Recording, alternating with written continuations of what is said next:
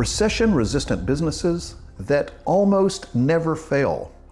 What if I told you that there are businesses with a 95% success rate over 5 years, while most startups are struggling to survive in their first few years? And it's true. Unlike flashy startups, these boring, proven businesses that make money year after year, recession after recession. I'm about to share 8 recession-resistant businesses that almost never fail and show you exactly how you can buy them, often with little to no money down. And if you're looking to acquire a business, especially in the US, pay close attention. Focusing on these high success industries can tilt the odds massively in your favor. So, number 1, laundromats, the 95% success story. Laundromats top almost every list of businesses with the lowest failure rates. In fact, about 95% of laundromats succeed over a 5-year span. It's far higher than the typical small business. The reasons are clear.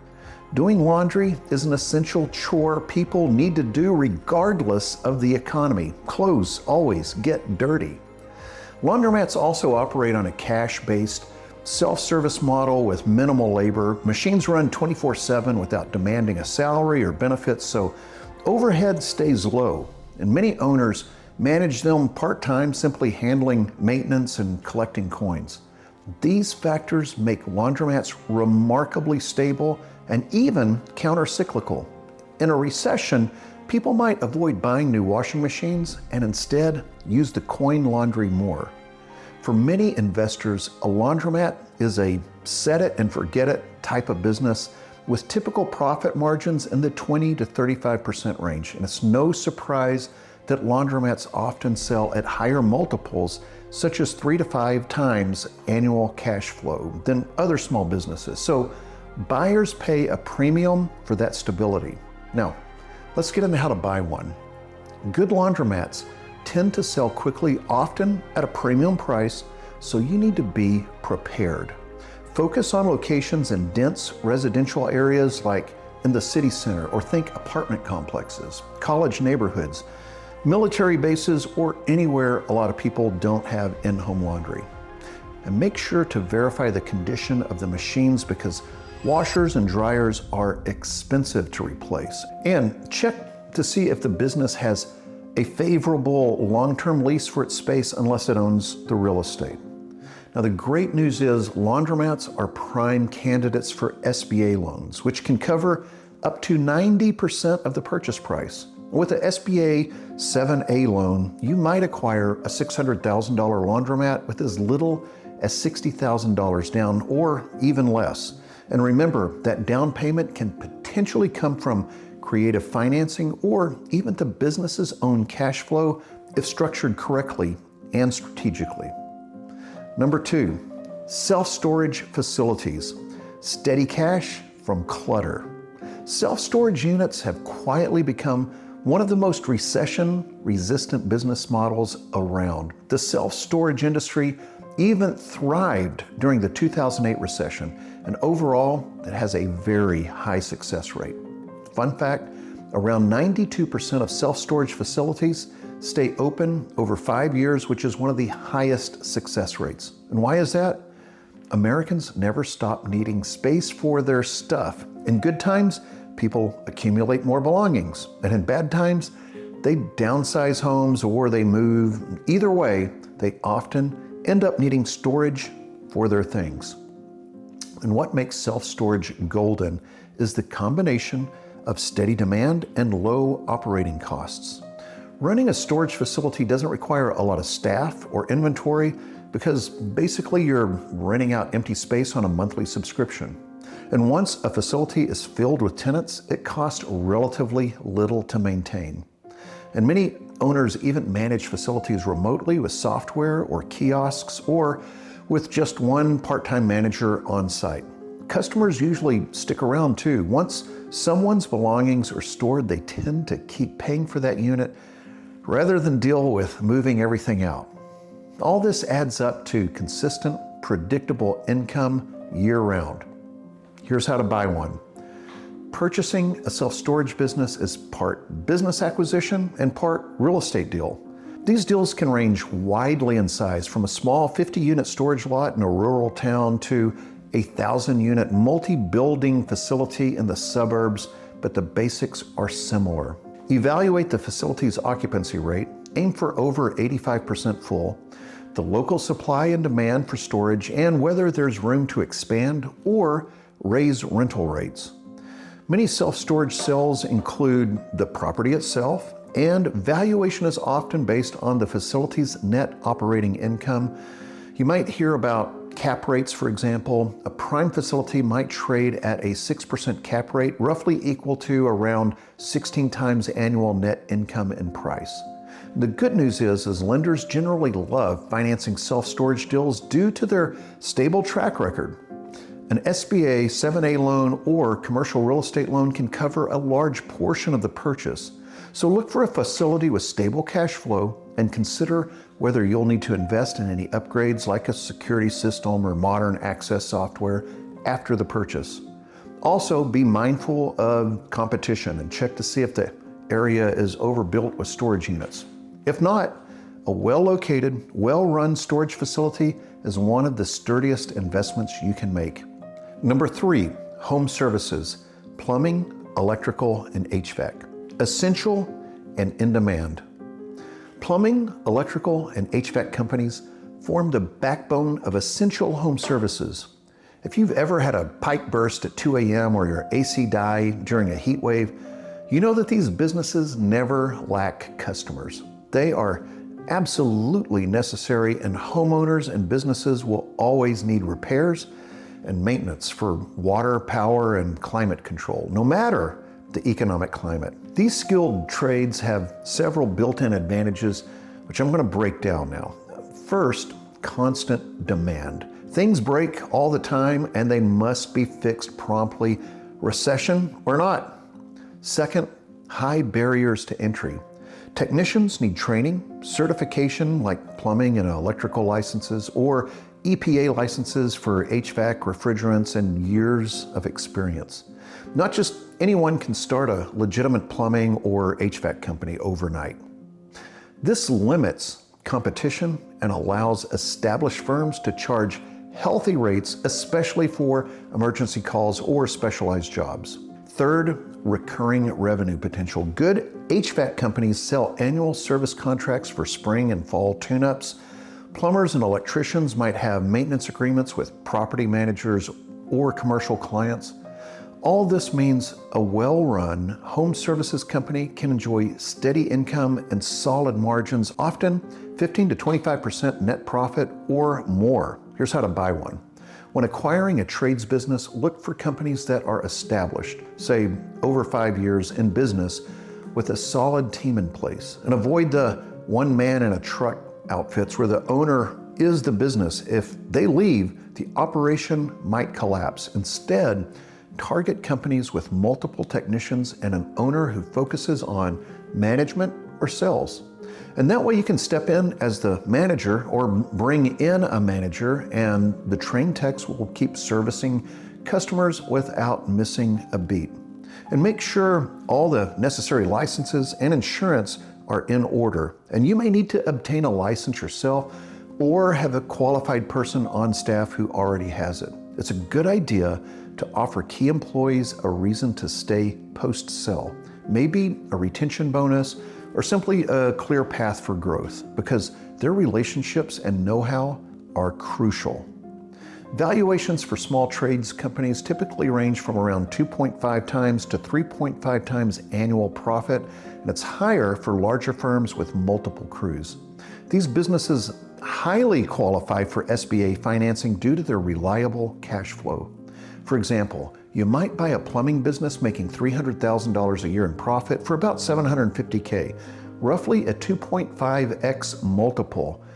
An SBA loan could cover 90% of that, and the seller might finance a portion as well, meaning that you could get in with perhaps around $75,000, which is 10% down for a $300,000 profit business a year. Think about the ROI here. Essential service companies are generally seen as low-risk deals, and banks know people will always need plumbers and electricians. Number 4, pest control services. Bugs and rodents don't care about the economy or if there's a recession. If you have an infestation, you're calling an exterminator no matter what. That makes pest control a very steady business. Pest control services are often literally called recession-proof because demand stays constant in any economy. Nobody's going to wait out a recession to deal with a termite problem or a bed bug infestation. In fact, the pest control industry has been growing quickly. The U.S. pest control sector is worth around a little over $10 billion and climbing. And employment in pest control jumped over 18% from 2019 to 2022.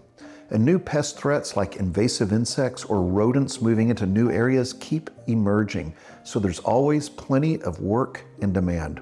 And what makes pest control golden is its combination of recurring revenue and necessity. Many customers, especially commercial clients like restaurants, hotels, or apartment complexes, sign up for monthly or quarterly service plans to prevent infestations. Even homeowners often get annual termite inspections or seasonal treatments, for example, for mosquitoes, ants, and so forth. This means a pest control business can lock in contracts that provide steady income throughout the year. Running a pest control company also doesn't require massive overhead. Typically, you need a few vehicles, equipment such as sprayers, traps, chemicals, and trained technicians. The profit margins are healthy since the main costs are labor and supplies, and the chemicals and traps are relatively low cost per job. Another plus, it's a regulated profession in most states, so technicians must be certified and licensed, which keeps unqualified competitors and protects the market for established operators. Here's how to buy one. Pest control businesses are usually valued at around 3 times to 4 times their annual earnings, but pay attention to the quality of their revenue. A company with a large base of recurring services contracts is worth more and is safer than one that just does one-off jobs. Focus on businesses with a solid roster of ongoing clients. For example, hundreds of homes on a quarterly plan or stable commercial accounts rather than those reliant on big one-time projects. In due diligence, check customer retention rates and ensure that no single client or contract makes up too large of revenue, so you always want a broad customer base here. Also, verify the business's licenses and certifications. If you're not already a licensed pest control operator, you may need the seller or another licensed manager to stay on temporarily while you get certified or plan to hire someone that is licensed. Financing and acquisition here can be done easily with an SBA loan, given the consistent cash flow. Seller financing is also common. For example, a retiring owner might carry 10 to 20% or even more of the purchase price in a note. With the sticky, recurring revenue of a well-run pest control company, you should be able to comfortably service any acquisition debt and continue to grow the business. Number 5, accounting and bookkeeping firms. If there's one thing that doesn't stop for a recession, it's taxes and bookkeeping. There's a saying that there are only 2 things certain in life: death and taxes. Accounting practices, whether CPAs, tax preparers, or bookkeeping firms, they are part of the economy's bedrock. Businesses and individuals need their finances handled every year, recession or not. And this makes accounting firms about as close to never fail as you can in small business. Clients are extremely loyal and tend to stick around for years and even decades because once somebody finds an accountant that they trust, they're unlikely to switch. Most of the work, like annual tax filing, is recurring, built-in revenue that you can count on each year.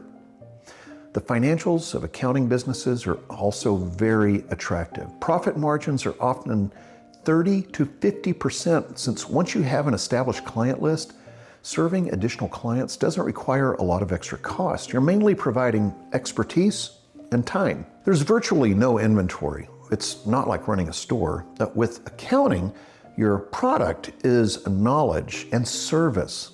Accounting practices also tend to be valued based on client list and revenue. It's common to see a small CPA firm sell for roughly 1 times its annual gross revenue instead of a higher multiple of profit that other businesses might command. And this reflects how reliable that revenue is. Lenders are very comfortable financing accounting firm acquisitions because they know that as long as the clients stick around, the income will be steady. In other words, an accounting firm's cash flow is viewed as low risk, exactly what banks like to see. So here's how to buy one. You don't necessarily have to be a CPA to buy an accounting firm, but you'll need licensed staff or partners in place to do the certified work, like signing off on tax returns or audits. Many buyers structure the deal so that the selling accountant stays on for a year or 2 to personally introduce you to clients and ensure a smooth handoff.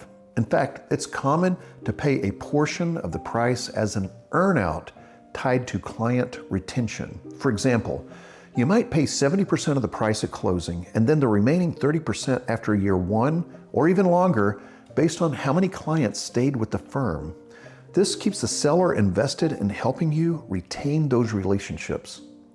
When evaluating an accounting practice, look at the client mix. Is it mostly individual tax clients, small business clients, any particular niche like medical practices or real estate companies?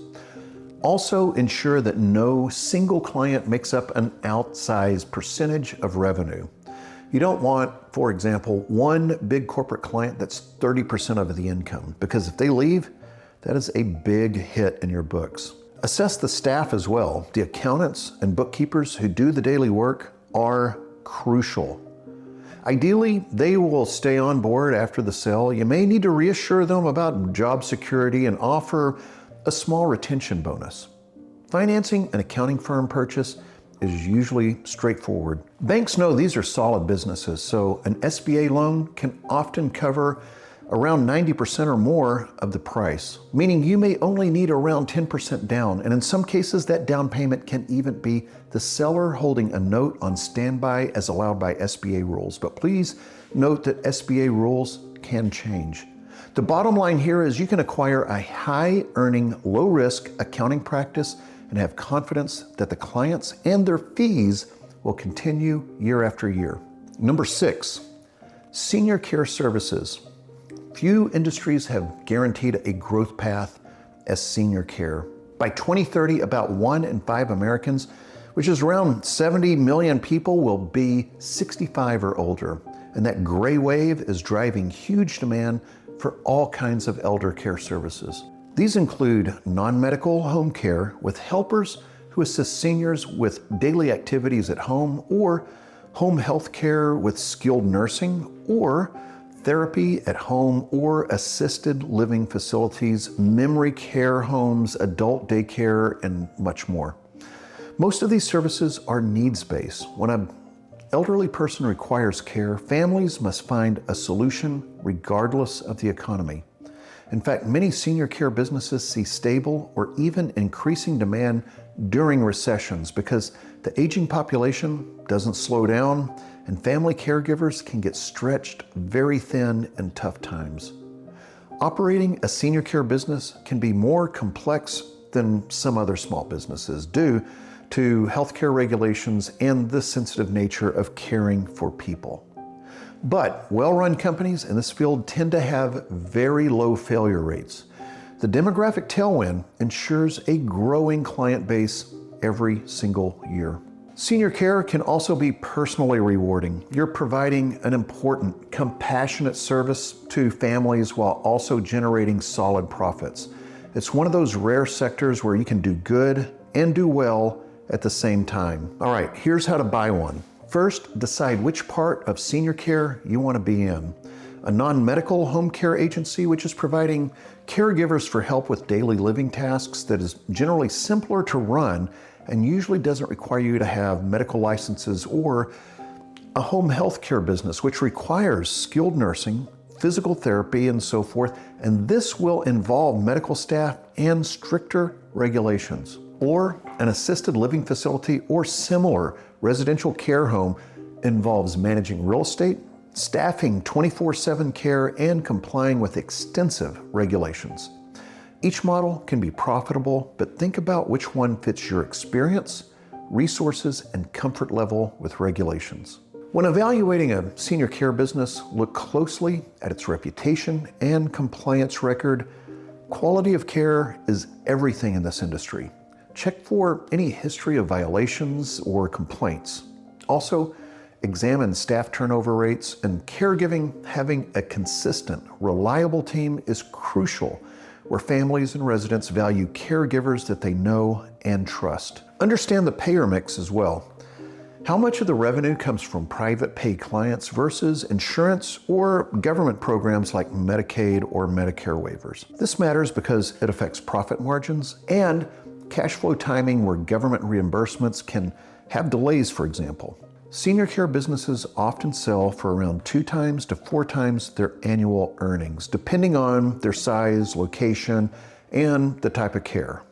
Many of these acquisitions can be financed with SBA loans too. You might also explore specialty lenders that focus on healthcare businesses. Be aware of any licensing requirements. For instance, to run a home health agency, you might need to hire or contract with a registered nurse to be the clinical supervisor if you aren't one already yourself. The good news here is that sellers in this industry often care deeply about their clients and staff, so they may offer seller financing or a longer transition period to ensure that you succeed. If you have a passion for helping seniors and some management savvy, acquiring a well-run senior care company can be financially lucrative and deeply fulfilling work. Number 7, route businesses.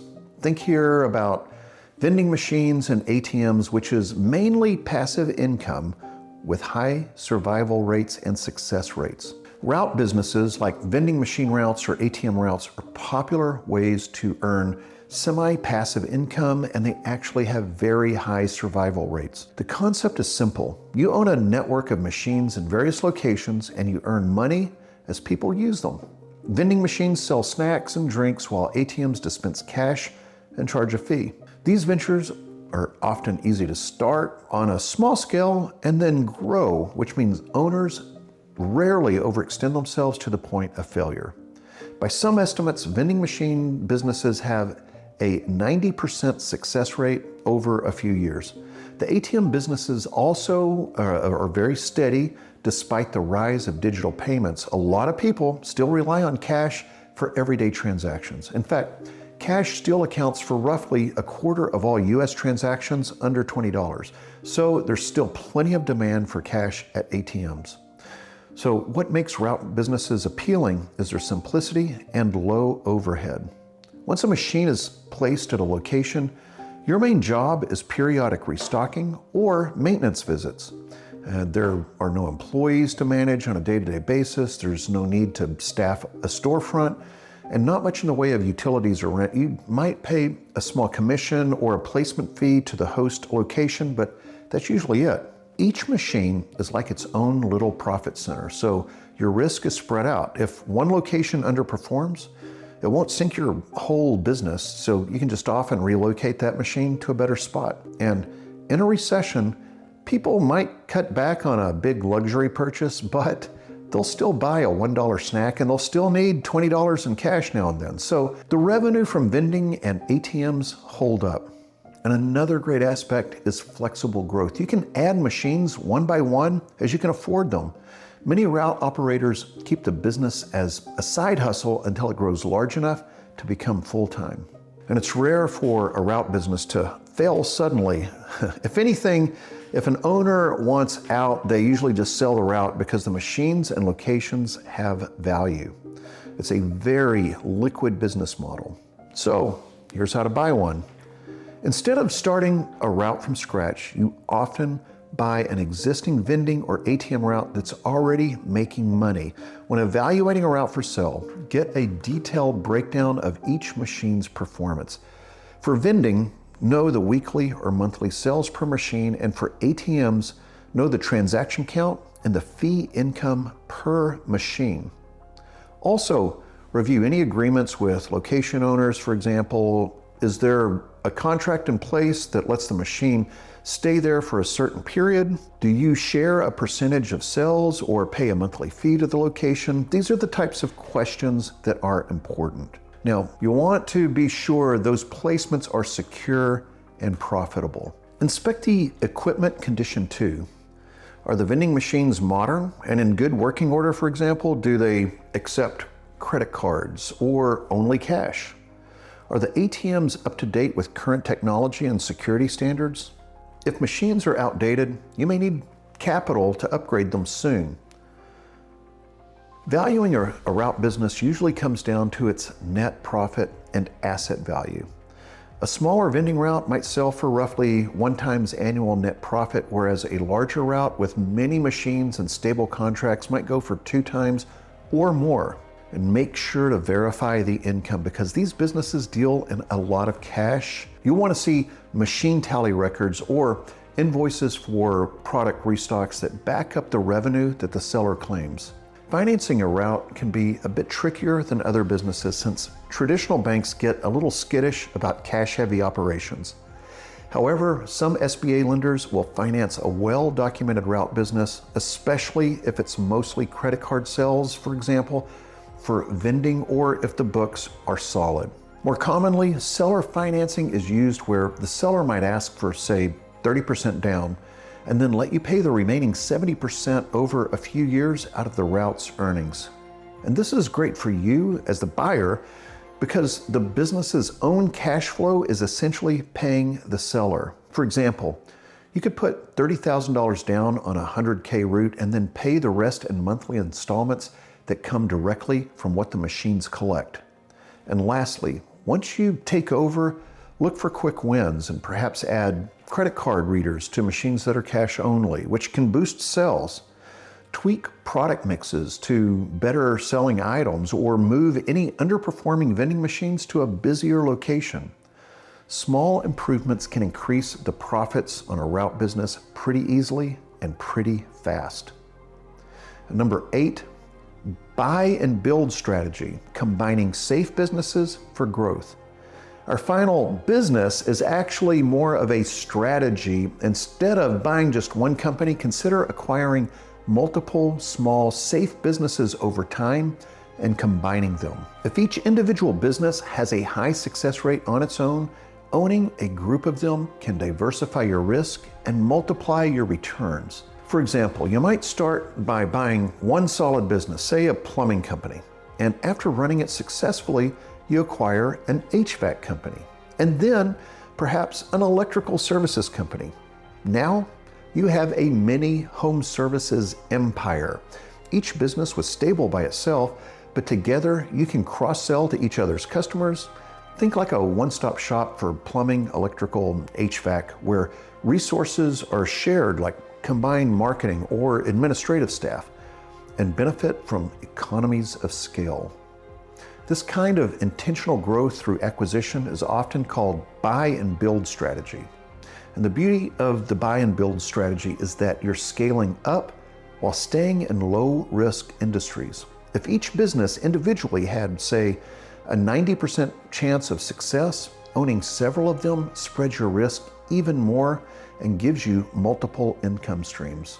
You also make the overall operation more valuable. Larger, diversified companies typically command higher valuation multiples when you go to sell.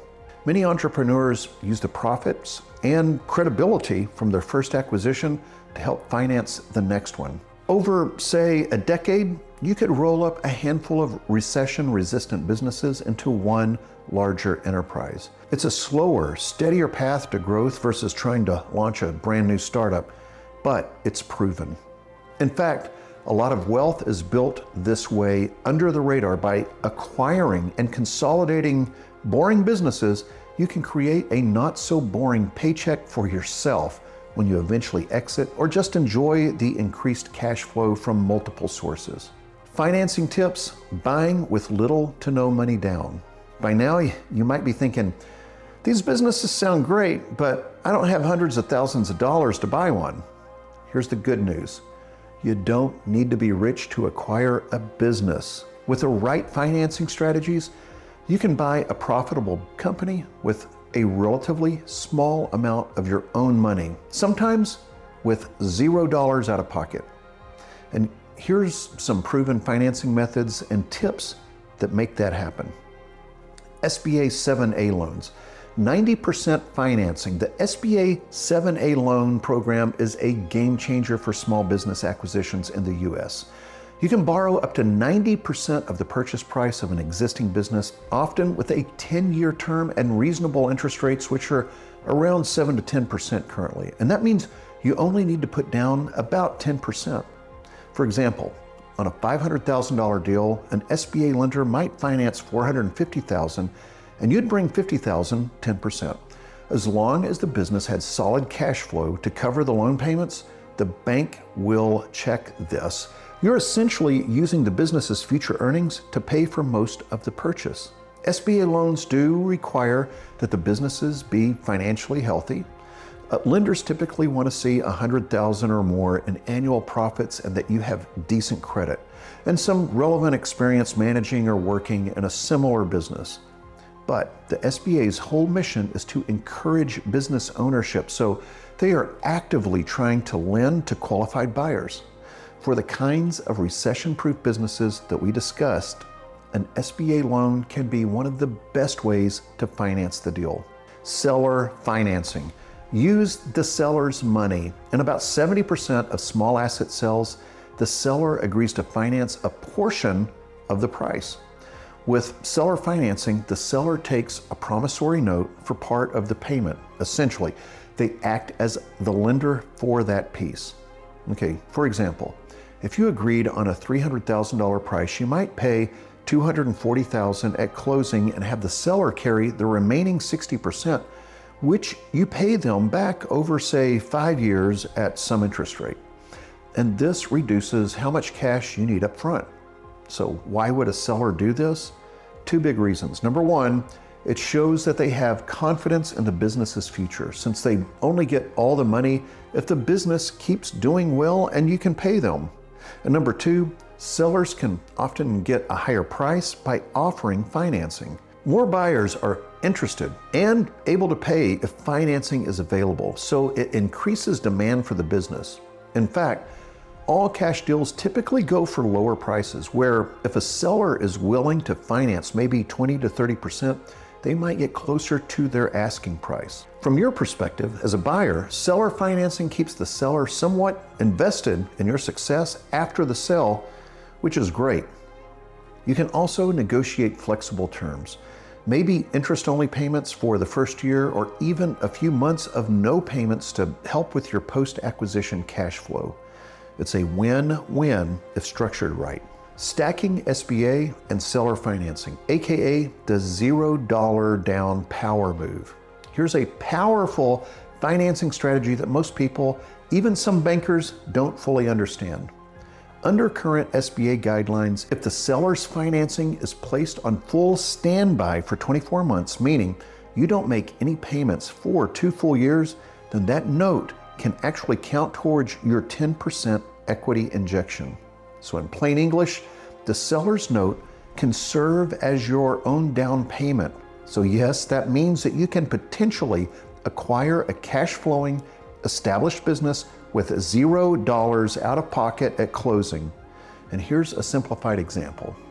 You're buying a business for $1 million. The SBA covers $900,000 through their standard SA loan. The seller carries a $100,000 note on standby, so there's no payments, no interest, no pressure for 2 years. That structure satisfies the SBA equity requirement. Now, not every lender or seller will go for this structure. Some SBA lenders still want to see buyer skin in the game, and it only works when the business has very strong, verifiable cash flow. But here's the kicker. 7 of our Beta Deal Founders students have closed deals using this exact structure, and one of them used it twice, buying 2 businesses back to back, with no capital outlay, no outside investors, and no stress. How? They followed our TGIQ method. That's a proprietary Deal Founders framework that helps you T, target SBA-friendly businesses, G, gather the right funding stack, I, influence the seller to carry part of the deal, and qualify the entire structure for SBA approval. And it's not theory, it's what's actually working right now inside our platform. Just remember, SBA rules do evolve, so while this strategy works today, it's critical to verify the current regulations and work with a qualified SBA lender. And we have several in our network who specialize in this structure. And of course, the business must have strong enough cash flow to cover the SBA loan payments once they kick in, and later repay the seller note after the standby period ends. And if those two boxes are checked, well, guess what? Congrats, you just acquired a cash flowing company using other people's money and leveraged your way into ownership with the same sophistication that private equity firms use every day. $0 out of your pocket. Partners or investors, bring in help for the down payment. If you don't have the full down payment yourself, consider bringing in a partner or outside investors. Okay, for example, you might have a friend or colleague with capital who'd love to own a business but doesn't want to run the day-to-day. They could put up the down payment in exchange for some equity, and then you do the work of operating the business. And this is essentially what a lot of search funders or acquisition entrepreneurs do. They raise money from investors to fund the acquisition, then give those investors a share of ownership. Even on a smaller scale, maybe a family member loans or gifts you part of the down payment. And just be sure to have clear agreements. If it's an equity partner, define who does what and how profits and eventual sales proceeds are split. If it's a loan from Uncle Joe, treat it like a business transaction with proper paperwork to avoid misunderstandings later. Using partners or investors can get you to the closing table with less of your own cash, though, of course, you'll be sharing the rewards and the risks. Earnouts. Pay some of the price later, and in some deals, you can agree to pay a portion of the price after the sale based on how the business performs in the future. This is called an earnout. It's more common in larger or high growth acquisitions, but it can be used in small deals too, especially if there's something uncertain about the future performance. For example, if the seller insists that the business is going to grow a lot in the next year, you'll say, all right, I'll pay you an extra $50,000 if we hit X in revenue next year. But if we don't, I keep that $50,000.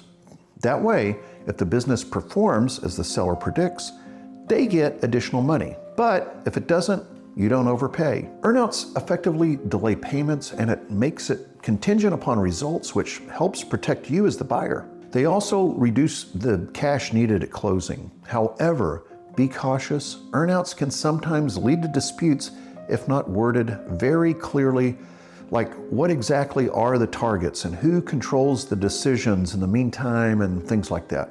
Still, they're another tool in the toolbox to bridge gaps and reduce upfront costs. Asset-based loans or equipment financing. Many small businesses have valuable hard assets, vehicles, machinery, equipment, or even accounts receivable, which is money owed by customers. You can often finance these separately to free up cash for the purchase. For instance, if you're buying a delivery company that comes with 10 vans, you could get a loan or lease specifically for the vehicles rather than paying the seller for them in cash. The bank or leasing company would finance the vans secured by those assets. This means that the amount that you need to pay the seller at closing is lower since the vehicles are being paid for by the vehicle loan. Similarly, some lenders will do AR financing or inventory financing at acquisition, basically lending against the receivables or stock that the business has. Using asset-based lending, you're leveraging the business's own assets to help finance the deal. It's like piecing together the puzzle. Part SBA loan, part equipment loan, maybe part seller note, and the result can be a much lower cash requirement from you. Just be careful to not over-leverage. Taking on multiple loans means multiple monthly payments. So you need to ensure that the business's cash flow can comfortably cover all debt obligations and still leave you a cushion. Here's an example deal. Let's illustrate an ultimate creative financing scenario. Suppose you find a profitable HVAC business for sale at $1 million. You negotiate the following structure. An SBA 7A loan provides $700,000. The seller agrees to carry $200,000 on a 5-year promissory note with no payments for the first 6 months. And you bring an investor friend who puts in $100,000 in exchange for, say, a 15% equity stake in the company. You've essentially covered the full $1 million purchase price, $700K from the bank, $200K from the seller, and $100K from your investor, and you personally put in $0 at closing. You take over the business and it's doing, say, $300,000 a year in profit. The SBA loan might require roughly $8,000 per month in payments, which the business's ongoing cash flow covers. And after a 6-month grace period, you start paying the seller's note, maybe about $4,000 a month, also from the business's cash flow. Your investor gets 15% of the profits, around $45,000 per year if everything holds steady, as their return. You might pay yourself a modest salary and then use the remaining profits to either accelerate debt payments or reinvest in growing the business. Maybe buy another service van, do some more marketing, and so forth. The end result is that you've acquired a solid, profitable company with none of your own money. The business's own earnings are paying for the loans and the seller note, and you still retain majority ownership. And in a few years, once you've paid off the debts, you have a fantastic income stream and an asset worth well over $1 million, essentially all for free, aside from your time and effort. This example shows how by piecing together financing, maybe bringing in a partner, you can get into business ownership even if you don't personally have a big bankroll. The big takeaway here is this: if you focus on acquiring recession-resistant businesses with proven high success rates, you're stacking the deck in your favor. Most flashy startups are gambles, but these boring businesses are predictable money makers. When you buy an existing profitable business, you skip the hard startup phase and get an immediate customer base and cash flow. And by using smart financing strategies, you don't need to be wealthy to do it. You can leverage loans and creative deals to buy with a relatively small amount of money out of pocket. Each business that we discuss fulfills basic, ongoing needs or follows a time-tested model, which is why they have much higher success rates. They tend to keep making money year after year, recession after recession. And these are the exact kind of companies that build long-term wealth. It's not a get-rich-quick scheme. It's more of a get-rich-reliably approach. And in the world of business, that's as good as it gets. So, when you're searching for a business to buy, consider targeting these high-success industries. Do your homework and find a healthy operation and structure a savvy deal. And if you do, you will soon own a recession-proof income stream of your very own. So, thank you for watching. And if you found this valuable, just make sure to check out our other videos at Deal Founders channel for more tips and free resources on acquiring your first business. And remember, you're not just buying a job, you're buying a proven money-making machine.